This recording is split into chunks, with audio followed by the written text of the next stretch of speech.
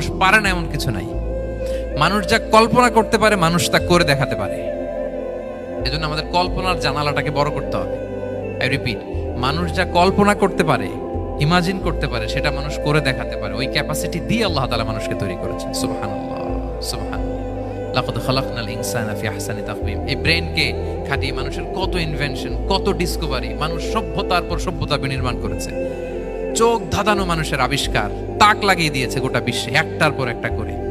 আল্লাহ এমন ভাবে মানুষকে তিনি তৈরি করেছেন। লাকাদ খালাকনাল ইনসানা ফি আহসানি তাকওয়িম। চমৎকার অবয়বে, তার দৈহিক অবয়ব যেমনি সুন্দর, তার বুদ্ধিগত, তার চিন্তাগত, তার ইন্টেলেক্ট, এটাও তেমন সুন্দর, এটাও তেমন চমৎকার।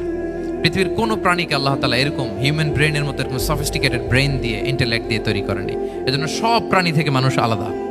সব প্রাণী থেকে মানুষের চিন্তা, বিবেক, বুদ্ধি এগুলো আলাদা।